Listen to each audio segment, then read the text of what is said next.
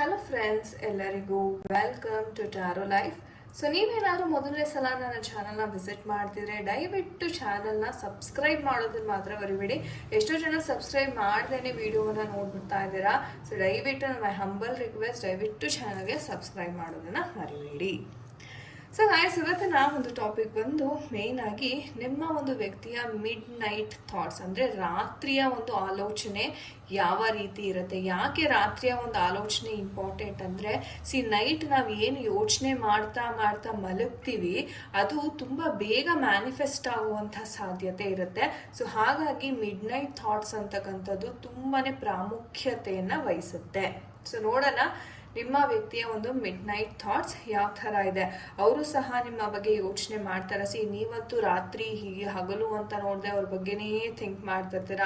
Mind ಯಾವಾಗಲೂ ಅವ್ರ ಬಗ್ಗೆನೇ ಯೋಚನೆ ಮಾಡ್ತಾ ಇರ್ತಾರೆ. ಬಟ್ ಅವರು ಸಹ ಇದೇ ಥರ ಫೀಲ್ ಆಗ್ತಾರ. ನೀವು ಯಾವ ಥರ ಪ್ರತಿನಿತ್ಯ ಪ್ರತಿ ಕ್ಷಣ ನೀವು ವ್ಯಕ್ತಿನ ಥಿಂಕ್ ಮಾಡ್ತೀರಾ, ಅವರು ಸಹ ಅದೇ ಥರ ಮಾಡ್ತಾರ.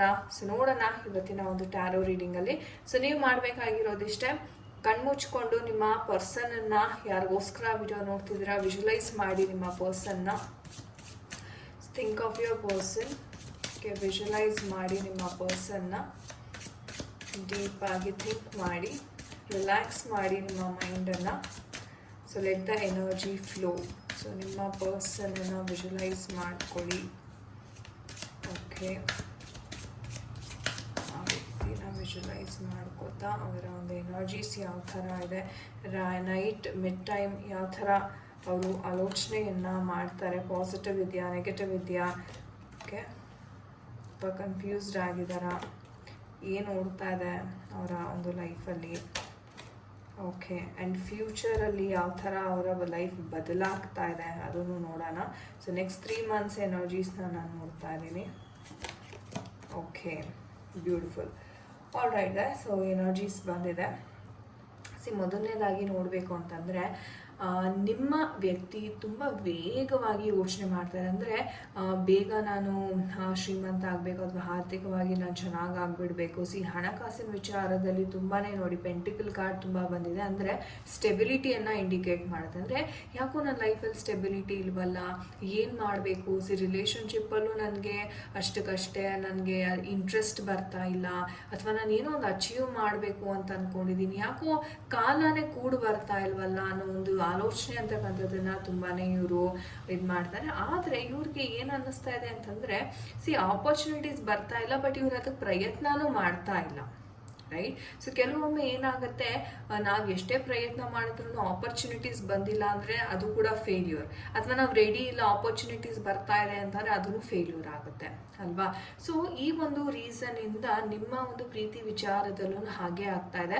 ಅವ್ರಿಗೆ ಕಮಿಟ್ಮೆಂಟ್ ಅಂತಕ್ಕಂಥದ್ದು ಕೊಡೋಕ್ಕಾಗ್ತಿಲ್ಲ. ಯಾಕಂದರೆ ಕರೆಂಟ್ಲಿ ಅವರ ಒಂದು ಆಲೋಚನೆ ಏನಿದೆ ಅದು ಕರಿಯರ್ ಫೋಕಸ್ಡ್ ಆಗಿದ್ದಾರೆ. ಅವರು ನಾನು ಚೆನ್ನಾಗಿ ದುಡ್ಡು ಮಾಡಬೇಕು, ಒಳ್ಳೆ ಸ್ಥಾಯಿಗೆ ಹೋಗಬೇಕು, ಒಂದು ಐಷಾರಾಮಿ ಜೀವನವನ್ನು ನಾನು ಗಳಿಸ್ಬೇಕು, ಒಂದು ಪ್ರಾಪರ್ಟಿ ಮಾಡಬೇಕು, ಲ್ಯಾಂಡ್ ಮಾಡಬೇಕು, ಅಥವಾ ಬಿಸ್ನೆಸ್ ಐಡಿಯಾಸ್ ಅಂತಕ್ಕಂಥದ್ದು ಇವ್ರಿಗೆ ತುಂಬ ಇದೆ. ಸೊ ಇವರ ಒಂದು ವಿಚಾರ ಭಾವನೆಗಳೆಲ್ಲ ಏನಿದೆ ನೈಟಲ್ಲಿ ಬರೀ ಇದ್ರ ಬಗ್ಗೆನೇ ಯೋಚಿಸ್ತಾ ಇರ್ತಾರೆ. ಅದೇ ಪ್ರೀತಿ ಬಗ್ಗೆ ಯೋಚನೆನೇ ಮಾಡಲ್ವಾ ಹಾಗಿದ್ರೆ ಅಂತಂದರೆ ಮಾಡ್ತಾರೆ. ಆದರೆ ಅವ್ರಿಗೆ ಏನಪ್ಪ ಅಂತಾರೆ, ಸರಿಯಾದ ಒಂದು ಬ್ಯಾಲೆನ್ಸ್ ಇಲ್ಲ, ಇನ್ನೂ ಅವ್ರಿಗೆ ಆ ಒಂದು ಮೆಚ್ಯೂರಿಟಿ ಅಂತಕ್ಕಂಥದ್ದು ಬಂದಿಲ್ಲ. ಓಕೆ, ಆ್ಯಂಡ್ ಅವ್ರು ಹೇಳಬೇಕು ಅಂದರೆ ಎಸ್ಪೆಷಲಿ ಫ್ಯಾಮಿಲಿಯ ಜವಾಬ್ದಾರಿ ಅಂತಕ್ಕಂಥದ್ದು ತುಂಬ ಇದೆ. ಸೊ ಫ್ಯಾಮಿಲಿಗೆ ಇವರೊಬ್ಬರೇ ದುಡಿತಾ ಇರ್ಬೋದು, ಇವರೇ ಎಲ್ಲನೂ ನೋಡ್ಕೋಬೇಕು, ಎಲ್ಲ ಮಾಡಬೇಕು, ಮನೆ ಸಾಲ ಆಗಿರ್ಬೋದು, ಅಥವಾ ಹಣಕಾಸಿನ ವಿಚಾರದಲ್ಲಿ ತುಂಬಾ ಕೊರತೆ ಆಗಿರ್ಬೋದು ಇವ್ರಿಗೆ. ಸೊ ಅದನ್ನು ಸಹ ಇವರೇ ನಿಭಾಯಿಸಬೇಕು. ಮನೆಯಲ್ಲಿ ವಯಸ್ಸಾದ ಹಿರಿಯರಿದ್ದಾರೆ, ಅವರ ಒಂದು ಪಾಲನೆ ಪೋಷಣೆಯನ್ನು ಸಹ ಅವರೇ ಮಾಡಬೇಕು. ಸೊ ಒಂಥರ ಹೇಳಬೇಕಂದ್ರೆ ಕಂಪ್ಲೀಟಾಗಿ ಫ್ಯಾಮಿಲಿ ಓರಿಯೆಂಟೆಡ್ ಪರ್ಸನ್ ಅಂತ ಹೇಳೋದ್ರೆ ಎಲ್ಲ ಜವಾಬ್ದಾರಿಗಳನ್ನು ತನ್ನ ಭುಜದ ಮೇಲೆ ಹಾಕೊಂಡು ಅದನ್ನ ನಡೆಸೋ ಅಂಥ ಒಂದು ವ್ಯಕ್ತಿ. ಅಂದರೆ ವ್ಯಕ್ತಿ ಕೆಟ್ಟವರು ಅಂತ ನಾನು ಹೇಳ್ತೀರಾ, ಅದು ಅವರ ಕರ್ತವ್ಯ, ಅವ್ರು ಮಾಡ್ತಾ ಇದ್ದಾರೆ. But at the same time ನೀವು ಸಹ ಏನು ಈ ವ್ಯಕ್ತಿಯನ್ನ ನಂಬ್ಕೊಂಡಿದ್ದೀರಾ, ನಿಮಗೂ ಸಹ ಟೈಮ್ ಕೊಡೋದು ಇವರ ಕರ್ತವ್ಯ ಆಗಿರುತ್ತೆ. ಅದನ್ನು ಅವರು ಇಗ್ನೋರ್ ಮಾಡೋದಕ್ಕಾಗಲ್ಲ. ಎಷ್ಟೇ ಬ್ಯುಸಿ ಇರಲಿ, ಎಷ್ಟೇ ಇದ್ರೂ ಅಟ್ಲೀಸ್ಟ್ ಒಂದು 5 ನಿಮಿಷ, ಒಂದು 10 ನಿಮಿಷನಾದರೂ ಖಂಡಿತವಾಗ್ಲೂ ಟೈಮ್ ಕೊಡಬಹುದು ಓಕೆ. ಆ್ಯಂಡ್ ಸದ್ಯದ ಪರಿಸ್ಥಿತಿನಲ್ಲಿ ನಾನು ಹೇಳ್ದಂಗೆ ನಾನು ಯಾವ ಒಂದು ದಾರಿನಲ್ಲಿ ಹೋಗಬೇಕು, ಒಂದು ಯಾವ ಕಡೆ ಹೋದರೆ ನನಗೆ ಬೇಗ ಲೈಫಲ್ಲಿ ಮೇಲ್ ಬರ್ತೀನಿ, ಸಕ್ಸಸ್ ಸಿಗುತ್ತೆ. ಆ್ಯಂಡ್ ಅವ್ರಿಗೇನು ಗೊತ್ತಾ, ಒಂಥರ ಪವರ್ ಬೇಕು. ಅಂದರೆ ತುಂಬ ಎನರ್ಜೀಸ್ ಬ್ಲಾಕ್ಡ್ ಆಗ್ತಾ ಇದೆ. ಒಂಥರ ಏನು ಮಾಡಬೇಕು ಅನ್ನೋದು ಮೈಂಡಲ್ಲಿ ಇದೆ, ಬಟ್ ಅವ್ರಿಗೆ ಅದನ್ನು ಫಿಗರ್ ಔಟ್ ಮಾಡೋಕ್ಕಾಗ್ತಾ ಇಲ್ಲ. ಎಲ್ಲಿ ಹೋಗಲಿ, ಏನು ಮಾಡಲಿ, ಯಾರು ನನಗೆ ಅವಕಾಶವನ್ನು ಕೊಡ್ತಾರೆ. ಸೊ ಈ ಥರ ಒಂದು ಗಾಬರಿ, ಆತಂಕ ಅಂತಕ್ಕಂಥದ್ದು ತುಂಬಾ ಜಾಸ್ತಿ ಅಂತ ಹೇಳ್ಬೋದು. ಬಟ್ ತುಂಬಾ ಒಂದು ಆಂಬಿಷನ್ ಇದೆ, ನಾನು ಸಾಧಿಸ್ಬೇಕು, ಗೆಲ್ಲಬೇಕು ಅನ್ನೋ ಒಂದು ಆಸೆ ತುಂಬ ಇದೆ ವ್ಯಕ್ತಿಗೆ, ಇಲ್ಲ ಅಂತಲ್ಲ. ಬಟ್ ಆ ಒಂದು ಸರಿಯಾದ ದಾರಿ ಸಿಗದೆ ಇರೋ ಕಾರಣ, ಅಥವಾ ಸರಿಯಾದ ಒಂದು ಗುರುಗಳು ಸಿಗದೆ ಇರೋ ಕಾರಣ ಇವ್ರಿಗೆ ಸ್ವಲ್ಪ ಸ್ಟ್ರಗ್ಲಿಂಗ್ ಪೀರಿಯಡ್ ಅಂತಕ್ಕಂಥದ್ದು ನಡೀತಾ ಇದೆ ಅಂತ ಹೇಳಬಹುದು. ಆ್ಯಂಡ್ ಇವರ ಒಂದು ಜೀವನ ಶೈಲಿ ನೋಡಿದ್ರೆ ನಾನು ಹೇಳ್ದಂಗೆ ಚೆನ್ನಾಗಿ ದುಡ್ಡು ಮಾಡಬೇಕು, ಒಳ್ಳೆ ಆಸ್ತಿ ಪಾಸ್ತಿ ಮಾಡಬೇಕು, ವೆಕೇಷನ್ಸ್ ಹೋಗಬೇಕು, ಒಳ್ಳೆ ರೀತಿ ಬಟ್ಟೆ ಹಾಕೋಬೇಕು ನಾನು. ಸೊ ಈ ಥರ ಒಂದು ಜೀವನವನ್ನು, ಲೈಫ್ ಸ್ಟೈಲನ್ನು ಕಟ್ಕೋಬೇಕು ಅಂತ ತುಂಬ ಆಸೆ ಇದೆ. ಅಂದರೆ ಒಂಥರ ಮನಿ ಮೈಂಡೆಡ್ ಅಂತಾನು ಹೇಳ್ಬೋದು ಪರ್ಸನ್. ಅಂದರೆ ಓಕೆ, ನನಗೆ ಯಾರ ಮೇಲೂ ನಾನು ಡಿಪೆಂಡ್ ಆಗಬಾರ್ದು, ಹಣಕಾಸಿನ ಬಗ್ಗೆ ನಾನು ಫುಲ್ ಫ್ರೀ ಆಗಿರಬೇಕು. ಸೊ ಈ ಥರ ಒಂದು ಅತಿಯಾದ ಒಂದು ಆಸೆಯನ್ನು ನಾವಿಲ್ಲಿ ನೋಡ್ತಾ ಇದ್ದೀವಿ. ಬಟ್ ಏನು ಬೇಕು ಅಂದರೆ ಮನಸ್ಸು ಒಂಥರ ಒಳ್ಳೆಯವರೇ ಇವರು, ಕೆಟ್ಟವರು ಅಂತಲ್ಲ, ಮನಸ್ಸು ಒಳ್ಳೇದೆ. ಆದರೆ ಆಸೆ ಆಕಾಂಕ್ಷೆಗಳಂತಕ್ಕಂಥದ್ದು ಇವರ ಮನಸ್ಸಲ್ಲಿ ಏನು ಹುಟ್ಟುತ್ತಲ್ಲ, ಅದು ತುಂಬ ಹೈ ಲೆವೆಲ್ ಎಕ್ಸ್ಪೆಕ್ಟೇಷನ್ಸಲ್ಲಿ ಇದೆ ಅಂತ ಹೇಳ್ಬೋದು. ಸೊ ನಿಮ್ಮ ಒಂದು ಪ್ರೀತಿಯಲ್ಲೂ ಅವ್ರಿಗೆ ಒಂಥರ ಸ್ಯಾಟಿಸ್ಫ್ಯಾಕ್ಷನ್ ಅಂತಕ್ಕಂಥದ್ದು ಇದೇ ರೀಸನ್ಗೋಸ್ಕರ ಆಗ್ತಾ ಇಲ್ಲ. ಹಾಗಾಗಿ ಮನಸ್ಸಂತಕ್ಕಂಥದ್ದು ಬೇರೆ ಕಡೆ ಓಡೋದು ಜಾಸ್ತಿ ಇವ್ರಿಗೆ.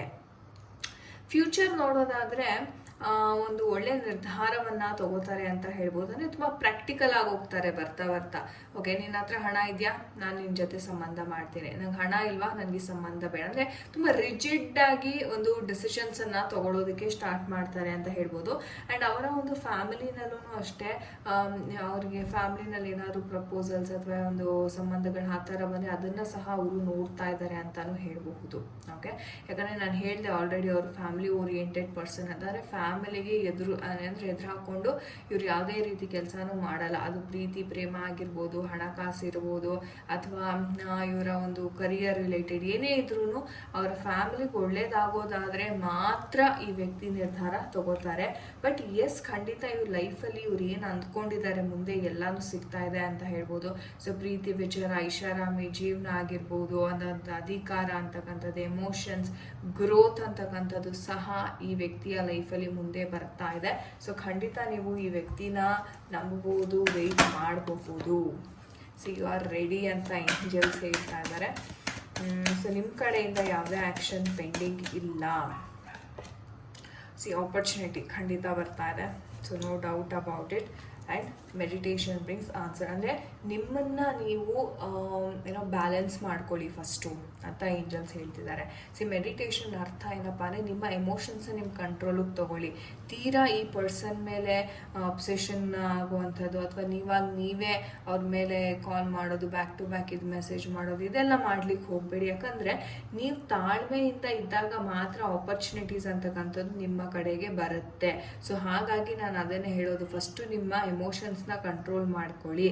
ಯಾವುದೇ ಕಾರಣಕ್ಕೂ ನಿಮ್ಮ ಎಮೋಷನ್ಸ್ನ ಬಿಟ್ಕೊಟ್ಬಿಟ್ರೆ ಏನಾಗುತ್ತೆ, ನಮಗೆ ಬೇಕು ಅನ್ನೋ ಒಂದು ಬಯಕೆ ಜಾಸ್ತಿ ಆಗ್ಬಿಡುತ್ತೆ. ಆ ಬಯಕೆ ಜಾಸ್ತಿ ಆಗಬಾರ್ದು. ಯಾಕಂದರೆ ಬೇಕು ಅಂತ ನಾವು ಯಾವಾಗ ಕೇಳ್ತೀವಿ, ನಮ್ಮ ಹತ್ರ ಯಾವುದಿಲ್ವೋ ಅದನ್ನು, ರೈಟ್? ಸೊ ಯಾವಾಗಲೂ ಅಷ್ಟೇ ಮನಸ್ಸನ್ನ ಕಂಟ್ರೋಲಲ್ಲಿ ಇಟ್ಕೊಳ್ಳಿ. ನನ್ನ ಹತ್ರ ಎಲ್ಲ ಇದೆ ಅಂತ ನಂಬಿ ಫಸ್ಟು, ನನ್ನ ಹತ್ರ ಎಲ್ಲ ಇದೆ. ಆ್ಯಂಡ್ ಆ ನಿರಾಳತೆಯನ್ನು ಗಮನಿಸಿ ನೀವು, ರೈಟ್? ಸೊ ಅದನ್ನೇ ನಾವು ಹೇಳೋದು ಲಾ ಆಫ್ ಅಟ್ರಾಕ್ಷನ್ ಅಂತ, ಲಾ ಆಫ್ ವೈಬ್ರೇಷನ್ ಅಂತಾನು ನಾವು ಹೇಳ್ತೀವಿ. ಓಕೆ, ಸೊ ಒಳ್ಳೇದಾಗಲಿ ಎಲ್ಲರಿಗೂ ಅಂತ ಹೇಳ್ತಾ, ಆಲ್ ರೈಟ್ ಗಾಯ್ಸ್, ಇದಾಗಿತ್ತು ಇವತ್ತಿನ ಒಂದು ರೀಡಿಂಗ್. ಐ ಹೋಪ್ ನಿಮಗೆ ಕ್ಲಿಯರ್ ಆಗಿದೆ ಕೆಲವೊಂದು ವಿಚಾರಗಳು. ಇನ್ ಕೇಸ್ ನಿಮ್ಗೆ ಏನಾದರೂ ಫರ್ದರ್ ಡೌಟ್ಸ್ ಇದ್ದರೆ ಒಂದು ಪರ್ಸ್ನಲ್ ರೀಡಿಂಗನ್ನು ನಾನು ಸಜೆಸ್ಟ್ ಮಾಡ್ತೀನಿ. ಕಾಂಟ್ಯಾಕ್ಟ್ ನಂಬರ್ ಡಿಸ್ಕ್ರಿಪ್ಷನ್ ಬಾಕ್ಸಲ್ಲಿ ಇರುತ್ತೆ, ನೀವು ಸಂಪರ್ಕವನ್ನು ಮಾಡ್ಬೋದು. ತುಂಬ ಧನ್ಯವಾದಗಳು ಯಾರೆಲ್ಲ ತಾಳ್ಮೆಯಿಂದ ವಿಡಿಯೋವನ್ನು ಅಲ್ಲಿ ತನಕ ನೋಡಿದ್ದೀರಾ. ನನ್ನ ಕಡೆಯಿಂದ ತುಂಬ ಧನ್ಯವಾದಗಳನ್ನ ತಿಳಿಸ್ತಾ ಮುಂದಿನ ವಿಡಿಯೋನಲ್ಲಿ ಸಿಗೋಣ. ಎಲ್ಲರಿಗೂ ನಮಸ್ತೆ. ಹರೇ ಕೃಷ್ಣ.